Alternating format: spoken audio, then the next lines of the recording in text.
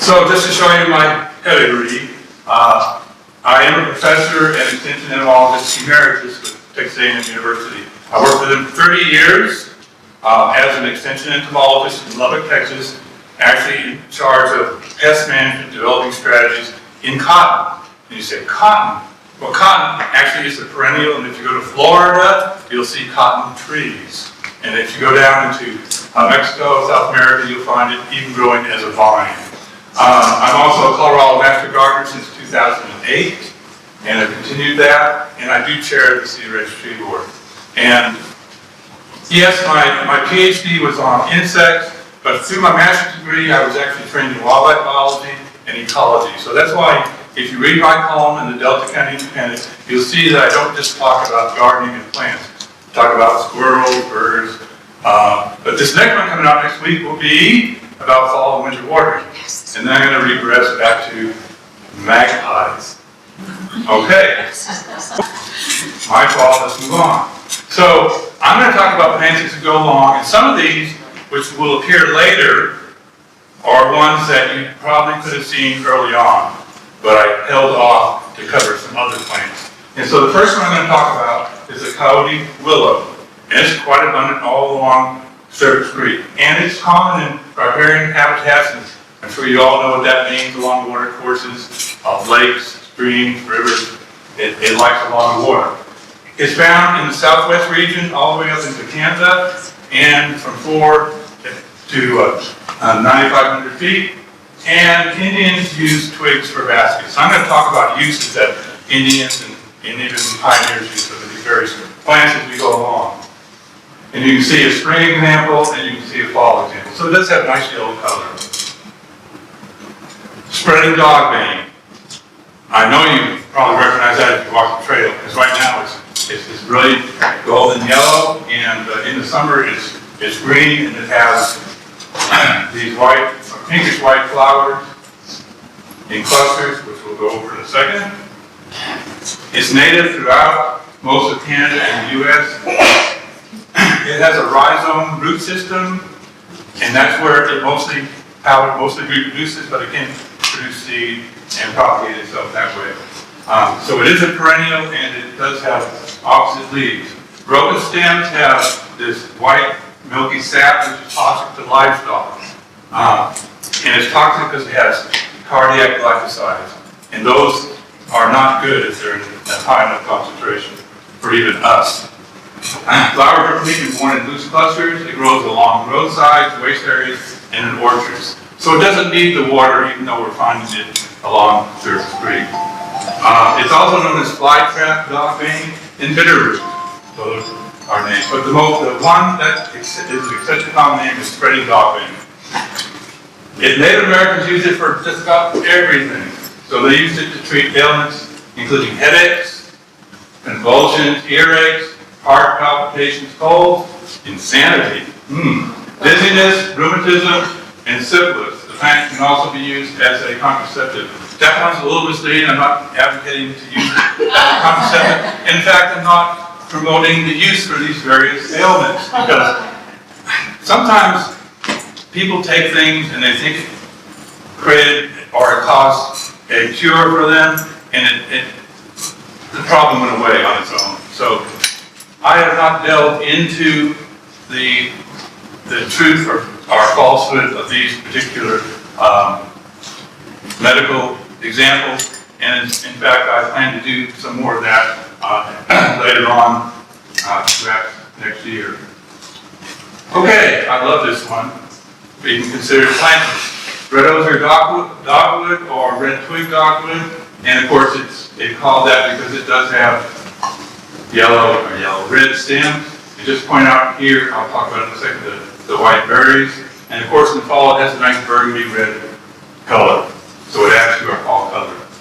So again, it ranges throughout the Southwest, north to Alaska, and south into Mexico.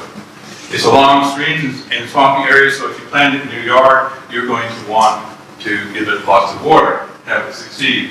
White flowers and clusters, which result in pea-sized white fruit. It's called kinnikinnick by the Algonquins, and it means mixture. So it refers to this mixture of bark and leaves, as a substitute for tobacco, and it is reported to have a slight narcotic effect. And the main reason I like Serpent's Creek trail is, and even when there's a crowd out there, I like it because I like the water. I like the reflections in the water. I like the noise, the rapids, and it's always changing, whether it's running full bore or trickling because we're in a drought and they've shut the water down. It's always present on the trail walk, and I love that. So, Narrowleaf Cottonwood. In the spring, of course, it's green. In the fall, it adds to our yellow color. Again, ranges throughout the southwest area from Canada into Mexico and found at 4,000 to 8,000 feet. It's on stream banks and valleys. In fact, in the fall, when you see all that fall color at the bottom of the valleys and along stream courses, most likely that's all Narrowleaf Cottonwood. It is not plains cottonwood, and it's not, well, sometimes it can be, which I'll cover in a second, Lanceleaf cottonwood, but primarily Narrowleaf cottonwood. It propagates mainly for root suckers, and if you have any of that, you know that. And the deer like to browse on those, and I just cut them down maybe 2 or 3 times a year because I have lots of Narrowleaf cottonwoods on the wild side of my property. It's approximately 50 feet tall. That's about as big as it can get, and has a very narrow crown. It's not wide like a plains or Fremont cottonwood. Sexes are on separate trees. I have all males, thank goodness. Unfortunately, my neighbor has all females to the south of me, and my garage fills up with that snow. Cottony seed. It's used for fuel and fence posts, and Indians use the twigs to make baskets. Montana Indians ate the inner bark for scurvy, or to prevent it. Woods rose.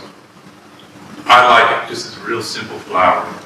And you know, you go out into the countryside and you can see lots of examples of it growing along roadsides, and the deer don't seem to bother it, but in my yard, those blooms don't last long unless they're up because it has climbed up a tree. Not because it has holdfast, but it just kind of grips onto the tree and goes up. And blooms that are above browsing deer, they survive. The other ones are gone within a day. So I can grow quite tall. It has fragrant flowers with petals, spike petals that are in any color pink you want. The fruit is a red rose hip, which you can eat as is, or make a tea or a medicine. Siberian elm. This is the most common tree in western Colorado. The most common tree, and it's not native. Okay, so we call it a weedy tree because it produces lots of seed, as I'll point out, and they seem to germinate all hiding underneath your bushes and your perennials. And if you don't get to pulling them real early, they're really hard to get up. It's native to the Asian area, Russia, Mongolia, Tibet, northern China, and Korea. So that's where it's at, and it was introduced into the United States in 1905 by the USDA because we went through Dust Bowl days. And the reason we had Dust Bowl days is because the farmers going across the prairie, settling down, they broke out that land which has been covered and rooted in deep grass forever. When they broke it out, nothing to hold that soil, so it created dust storms. And so these trees are planted in what we call shelter belts, just lines of the trees, usually not just a single line, but 2 or 3 in a row, so that the wind going through it would be broken down and we wouldn't get the dust. That's why it was brought into the United States. Sometimes it's called a Chinese elm by people, but it is not. It's not a Chinese elm, or another name for a Chinese elm is a lace bark elm. It is not that one. Unlike most elms, it can self-pollinate and produce seed. Most elm trees, they come in separate trees as far as sex. I've planted elm trees on Main Street, and I would be shocked if I planted one that produced seed. And they don't produce seed because they're males. Seeds produced in large numbers. In fact, many times when I'm driving down through Eckerd, I'm not picking on Eckerd, but that's where I notice it the most. And when there's lots of seed, they're drifting across the road in the wind. And you probably noticed we didn't have that this year because that October freeze took out a lot of the seed production. And that was good because one of the pests that we deal with is the elm seed bug, and it didn't have a lot of seeds available to feed on and develop populations, so that pest was minor this year compared to most years. But don't expect it to have gone away. And elm trees have lots of diseases. One of them is wetwood. You see it bleeding, sap-like material down the trunk. That's a disease that has no control. Just to let you know, we just tolerate it, and we may outlive it or we may not. Because it takes a long time to kill a tree. That was interesting. There we go. Western virgin flower, Clematis. How many of you grow Clematis? Yes. Well, they have nice, big, colorful flowers. This is not that. But it's an interesting plant. You can see they climb the tree here in the spring. You can see it still climbing trees in the fall, but it's turning yellow, so you get some fall color. You can see the clusters of white flowers, and you can see the feathery seed blooms here. So it's a strong woody perennial, and it climbs. I know it says semi, but around here it seems to be not semi, but full-blown woody perennial climbers who go 20 feet or more. And you'll find examples of that on Third Street, but it's climbed almost to that point. I've already talked about the blossoms and also about the silky seed plumes, which sort of go away when it rains because they get kind of droopy and aren't as outstanding. It's got deciduous leaves, it's not an evergreen, and the pinnated compound, which means it has leaflets to make it up 5 to 7 leaflets, compound leaf. Its traditional name is pepper vine because it has an acrid peppery taste and in the stems and leaves. Native Americans chewed it as a remedy for colds and sore throats.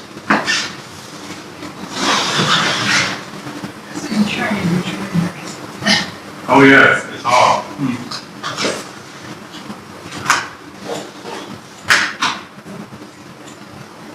What did you do? There we go. Yep.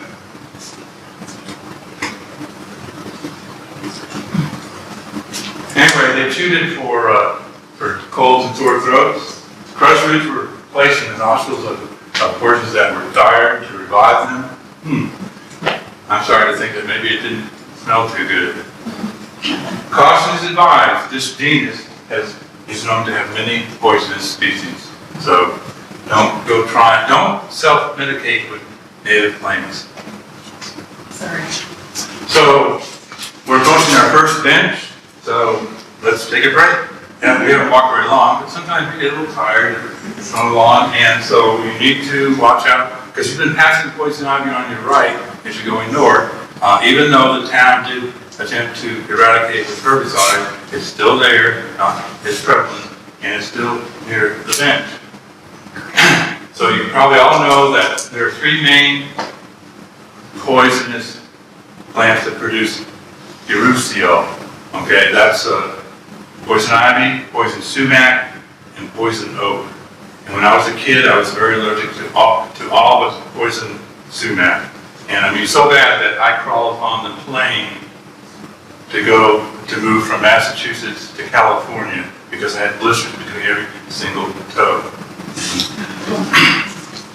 And the problem with it is it creates an itchy, irritating rash, and sometimes big blisters. And a lot of people think that when you break that blister and that fluid flows out to other areas, it spreads it. That fluid does not cause any further spread of your poison ivy. It's what you got off of poison ivy itself. So if you make contact with poison ivy, make sure you immediately wash it off. If you wash it off, you won't have that contact dermatitis.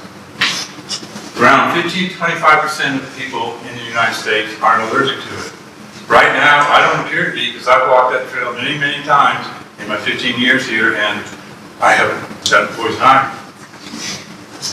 It is not a true ivy. It is in the same family as cashews and pistachios. And it's commonly eaten by animals and birds, and therefore they aren't affected by it.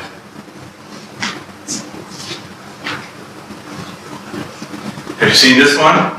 Several places where you can see plum trees. American plum I pointed this out, I'll discuss in a second. The yellow fruit, and of course in the fall it gets a nice yellow color. We have a lot of plants that give us golden yellow color, not so many that give us the red. So it's native to North America from Saskatchewan and Idaho, south to New Mexico and east to Quebec, Maine, and all the way down into Florida. The yellow fruit is very sweet, so it is edible. It forms an excellent stalk which you can graft on different cultivars that we actually do buy from nurseries that have improved fruit.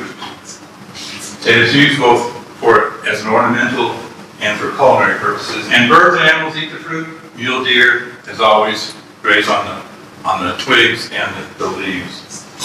The American plum was extensively used by Native Americans. Why not? If they had it there, they're going to eat it.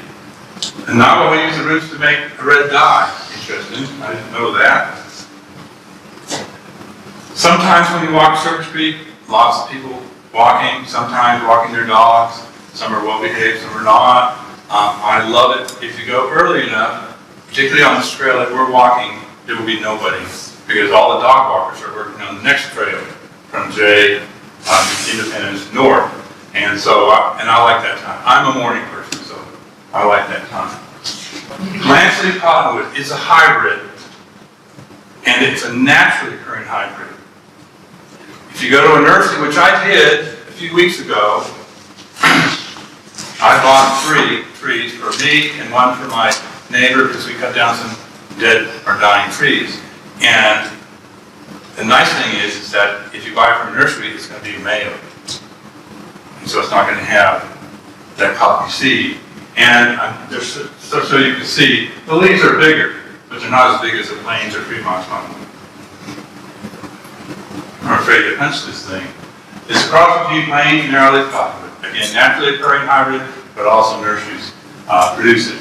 And it can get as tall as Narrowleaf Cottonwood, 50 feet, but it has a broader crown, which is why I planted it, because I wanted a slightly broader crown. If you want to see one, go to the town park on the south side near the play area. You'll see a tree that's about 15 feet or so tall. That's Narrowleaf Cottonwood, Lanceleaf Cottonwood, and we planted the tree board 6 years ago, just to give you an idea. It can grow as much as 6 feet a year, but if you grow it that fast, you're going to have a weak tree. So I would rather grow maybe 2.5 feet a year. That's still a lot of growth. Indians use the fresh spring buds, the swollen buds, as dietary tidbits. And just so you know, if you don't know this, the buds on willows and cottonwoods and aspens, they're already there for next year. You can tell whether that branch is alive because it has buds that are already there. If it doesn't, if they're dry and crispy, then it's not going to survive to produce leaves next year. Pueblo Indians use the logs to make the double-headed ceremonial drums. Hopi Indians use the roots to make kachina dolls. To have great food diets for many, many animals, beavers, porcupines, rodents, deer, you name it, moose, elk, and of course, birds. Black Greasewood. How many of you know that one? Nobody? It's not something you're going to go to the nursery and say, I want some black Greasewood. Because it's not that attractive, really. Unless you're interested in oddball native shrubs. As I point out down there a little ways, grows on flat alkaline ground. What does that tell you? It grows where nothing else grows. It can tolerate high salt content, very alkaline soils, very dry soils. So if you have an area like that you need to pass some green, there you go. If your land that you're looking at to buy is covered with that and nothing else, you may want to go somewhere else. Anyway, it ranges throughout the southwest of California and into the central states, up north to Canada and down south to Mexico.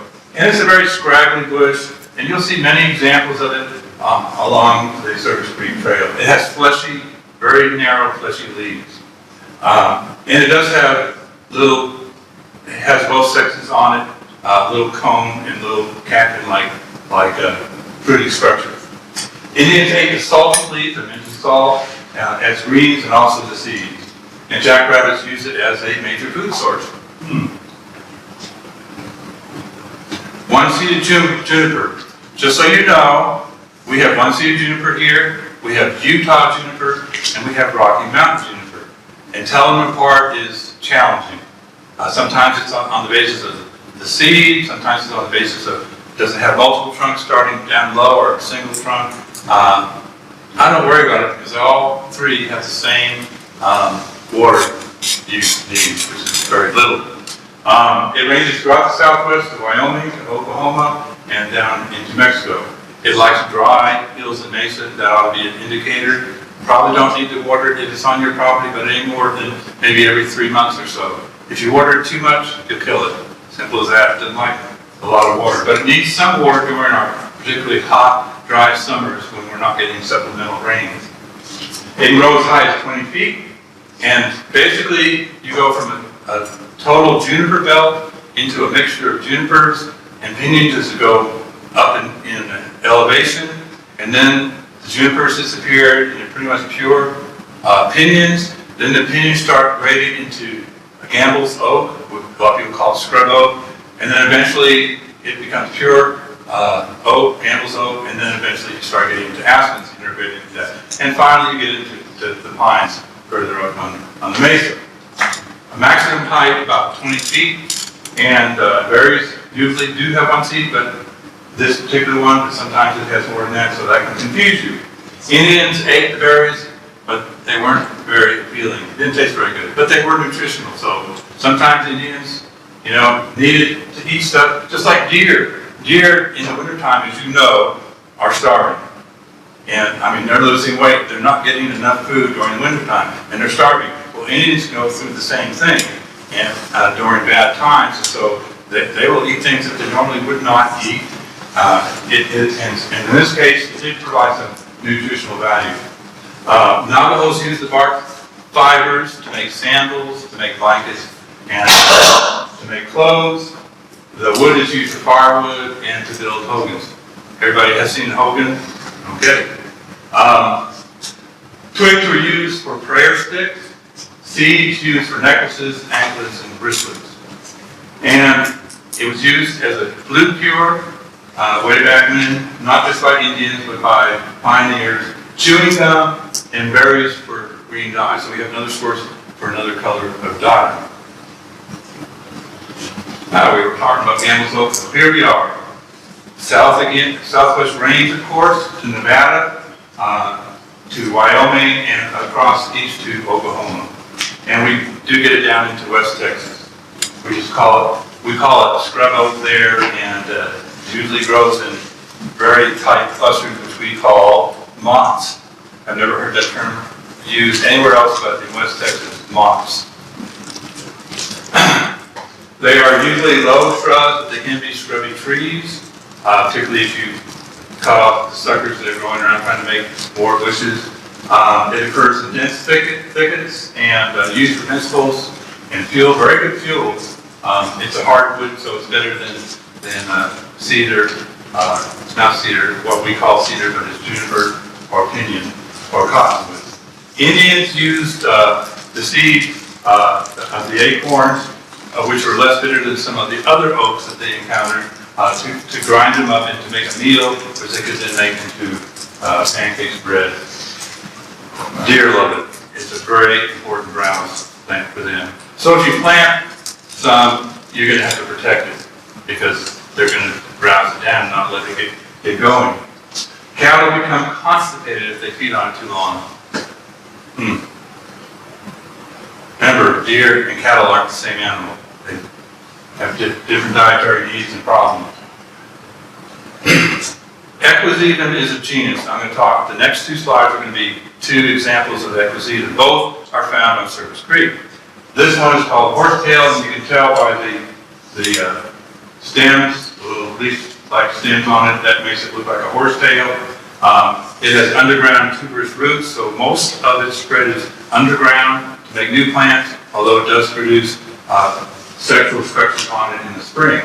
It can grow up to 2 feet tall, and as I said, the stems, the main stem has whorls of slender jointed branches, and they're all jointed. That's the important thing, is this plant is jointed. It has changed very little since the Carboniferous period. It's a very ancient type of plant. The plant contains several substances that can be used medicinally. This is a big list. This would be interesting to explore, and I might do that, like I said. It's rich in silicone, potassium, calcium, manganese, magnesium, and phosphorus. Dietary fiber, vitamins A, E, and C, tannins, alkaloids, flavonoids, and glycosides, which we aren't really interested in ingesting that, but in small amounts is no problem. Buds are eaten as a vegetable in Japan and Korea in the spring. All other Equisetum species are toxic to us, so don't go out there and experiment with it. And it's also toxic to livestock, especially horses. This is the other one. The first one I gave you, this one here, is usually found where there's moisture. So it's going to be found more along water courses. This next one, which is called smooth Scouringrush, is found in moist areas as well as dry. When I moved into my house, we built on a piece of land that had this growing on it. I thought it was an interesting plant until I planted a buffalo grass lawn and it came up in it. And it grows faster than buffalo grass, and I wasn't very happy. And so I tried everything that was registered to try to kill it, including taking Roundup and wiping it, because you can't spray Roundup on your lawn, wiping it on the plants, nothing. So I have a friend back at the Research and Extension Center where I work, who's involved with weeds, and he looks at chemicals that don't even have names yet, and he gave me this chemical. It was a number, and a very minute pinch of it was enough to kill it. It was gone with one application. But it's not available to us. Well, I still have a little bit left. It's not available. Anyway, the neat thing is, like I said before with the other one, they have these joints. And at these joints, there's a lot of silica. And pioneers going across the prairies encountering this would use the silica that's in that joint and scrub pots, get the grease off. And it worked very well because it's very abrasive. Boxelder. The boxelder is an interesting tree because the straight species that's a boxelder attracts boxelder bugs, which can become a nuisance inside your house. And so we don't tend to recommend that, but we have a thing called the sensation boxelder, which does not have seed and therefore does not attract and produce boxelder bugs. And of course, it's green in the spring and summer, and in the fall, it turns a nice yellow. It's neither a boxwood or an elder, but a maple. It's a maple. And so it's in the same genus as maples that you're familiar with, Acer. So it is definitely a maple. It ranges throughout North America and into Mexico. It may be a multi-stemmed bush or short tree, all the way up to a 50-foot tree. A lot of trees produce suckers, and so they can be multi-trunk, and you can control its height by leaving as many of those as you want, or cutting away to a single trunk, and then the tree will go more vertical on you. It has double winged seed, just like any maple that you're used to, and that gives it away that it is a maple. Unlike other maples, though, its leaves are divided into three. Whereas other maples, they have lobes, but it's still a single leaf. This one has leaves that are divided into three. They have brittle branches, prone to wind and snow damage. It's not the kind of tree that you would want to plant in your front yard to show the world, look at my front yard. But in the backyard, it'd be okay. But your husband might complain about picking up the branches to mow. Same thing could be said about a globe willow or a cottonwood. We call those trees self-pruning. Indians and white men tap these trees for the sweet syrup, particularly when real maples were not available, like the sugar maple. So it didn't have as much of the sap that a true sugar maple has, and it wasn't quite as sweet, but it's better than nothing. So we're continuing up the trail. You can still see Search Creek over on the left, and on the right it's kind of wild. There are houses there. Here you go. Here's a landscape. We're still going up. So Search Creek's over here. There it is. I'm always looking at Search Creek. There are trout in there, mostly rainbow trout. The cutthroats are further way up toward Ute. and there's a lot of aquatic insects. And then one thing I like a lot is there's a bird that goes underwater. Does everybody know what that is? You've seen it, yes. American Dipper? Yes, American Dipper. Fun to watch. Fun to watch. Do they Hmm? occur on Silver Creek? Yes. Oh, yes.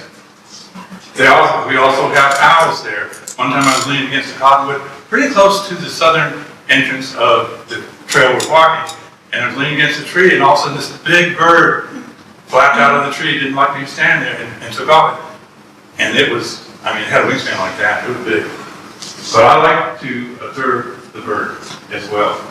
This one is not a native to Silver Creek Trail, but it's interesting. So we're on the stone wall. You probably recognize this property with the wrought iron fence, and it's all brilliant red. The thing that's interesting about this to me as an entomologist is this leafhopper. Leafhopper has an interesting name, zigzag. Leafhopper has an interesting pattern on it, and it does get on this, and it will cause a lot of spotting and bleaching of the leaves. But the main thing is, if enough of them develop on this, they will move over into grapes and cause the same problem to grapes. And in some cases, commercial vineyards are attacking this numbers that spray this pest. Not very often, but sometimes they need to. Okay, we're heading toward the old Ponderosa Pine, so we're getting up there.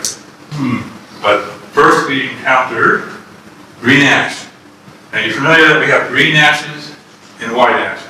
White ash you're not going to see on as a native around here, just the green ash. And there's several kinds of green ashes that you can buy at nurseries.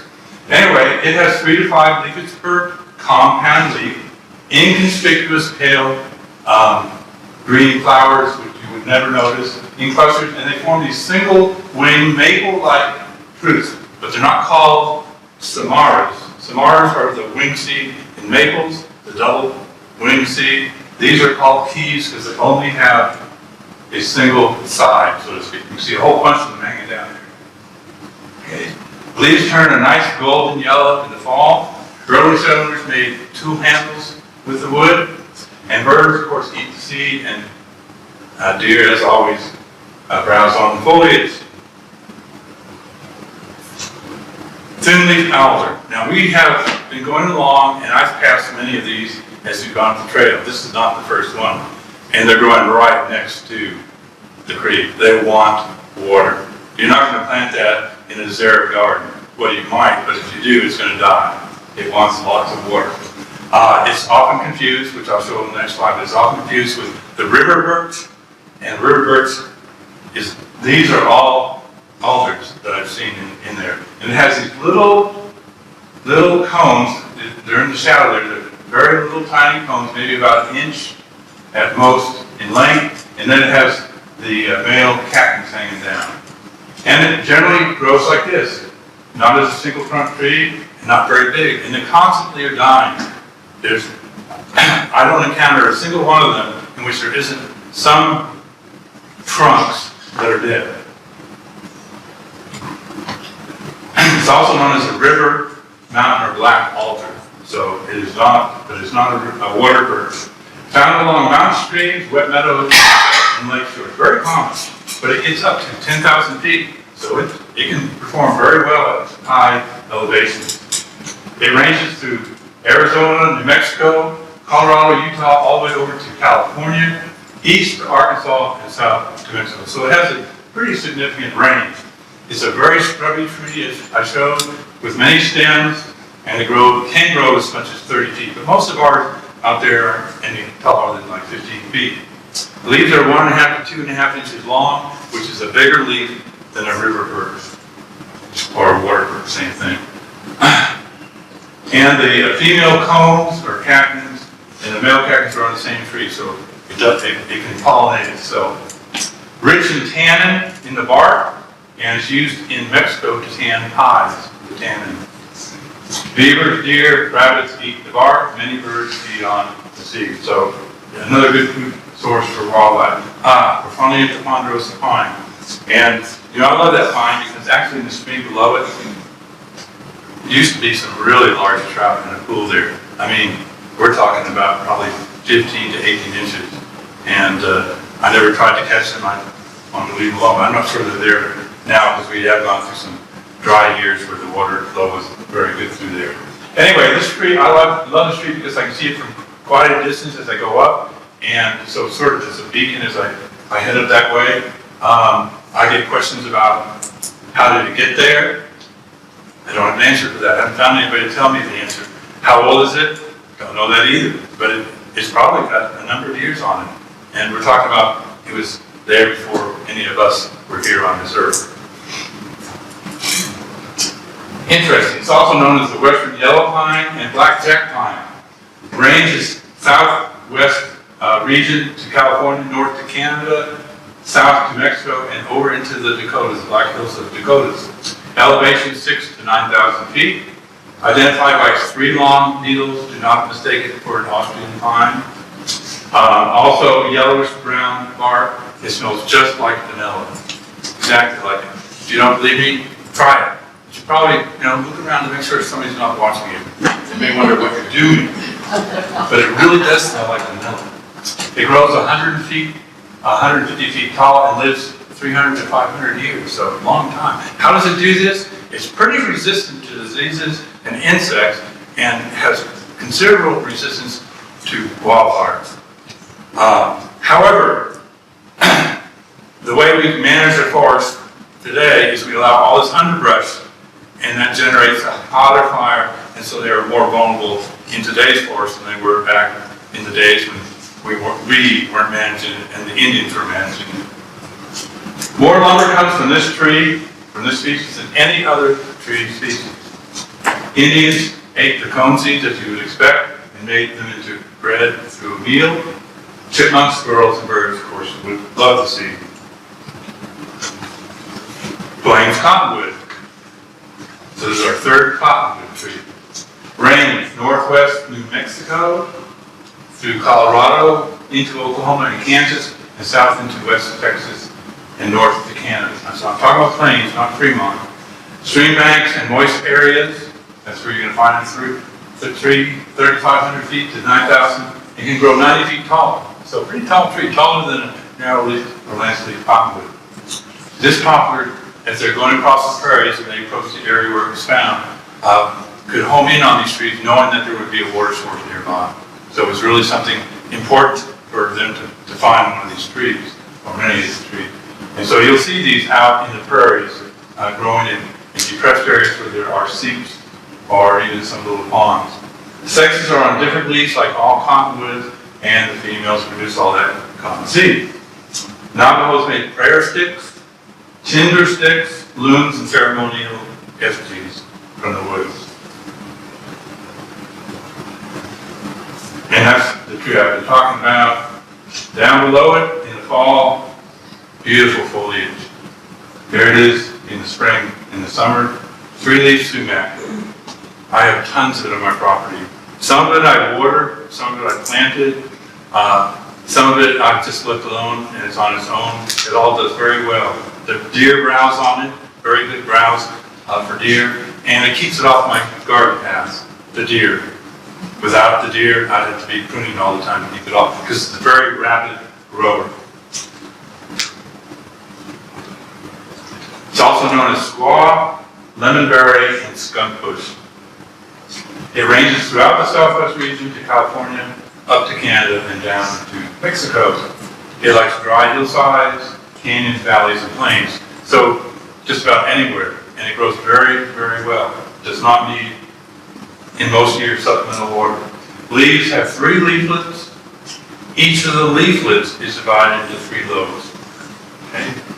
Tiny clusters of yellowish flowers that you, unless you're looking, you're not going to notice them. In the early spring, they turn into bunches of red berries. And they're fed upon by birds, lots of birds on them. And berries can be made into a lemonade-like drink. That's why it's called lemonberry bush. Berries are very hard, were dried by the Indians for future use, such as for pemmican. Anybody know what pemmican is? Yes. Used to consider buying some of that when I would go back there because it's high in fat, which is important, high in energy, very compact food source. It's called the squaw bush because Indian women use it extensively. In today's political world, we probably can't use squaw anymore. It's called the skunk bush because some people find it ill-scented. It doesn't smell, it doesn't have a pleasant fragrance, but it's not unpleasant to me. Birds and rodents eat the berries, so chipmunks can climb up into it and get at the berries. Rabbits eat the bark, and deer, moose, pronghorn, sheep, bighorn sheep extensively browse the twigs and leaves. I'll also say that because the branches that emanate multiple branches from down at the soil level move, deer love to rub their antlers on it. I have some in which they just have terrorized it because it's along one of their paths. And deer will rub trees and shrubs that, well, mostly trees that don't move because they're big enough around, but they really like it when it moves. They've gotten into my opinions on the backside where I couldn't see that happening, and they just rubbed it raw. Birds and rodents, like I said, like it, and a lot of animals as well. So, here's another bench that we can take risks on. In fact, we already have it occupied, but we're not done quite yet, but we're almost done. I mean, really, really close. But I'd like to point out that it's fun to sit down there when nobody else is around and enjoy the sights and sounds. I enjoy that immensely. I mean, if you're a meditator, there you go. There you are. So this is the last plant, and it's called river hawthorn. There are many hawthorns, many cultivars of it. One of them, which I particularly like, is in the front of Pioneer Town on this side of the fence. It's called Winter King hawthorn. It has really nice red berries that persist into the winter, and when you get snow across that, a blanket snow, it makes it look pink. The whole thing looks pink. This is late fall, so it's lost a lot of the yellow to orange leaves. Here you can see the berries on the tree in the spring. Native range throughout the southwest region to Nevada, north of Canada, along stream banks. So this particular one wants some water. Not all hawthorns is water needy. It is a rose family, and it has very long 1-inch curved thorns. There are thornless hawthorns you can buy, but this one is not.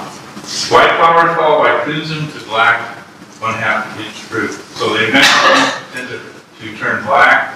Indian tribes ate the fruit or dried them for winter use. And they boiled them also to add to their cornmeal to make taste. I hope you've enjoyed your walk. We didn't cover everything, and there are some plants on the next trail that aren't found here. I didn't cover cattails. They weren't, 14 years ago, they were not on this trail. But now I'm starting to see some along the bank, the far bank of the stream, so they haven't made it down that far. One thing I will point out that I was unhappy about is they did clear this land for the development of townhouses and took out a number of these trees. I loved walking down this corridor with them over me, sort of like a tunnel when they were blooming, because their flowers were very fragrant. It was really a nice experience. We don't have that, but for a very short stretch in here. Anyway, that's it. Thank you for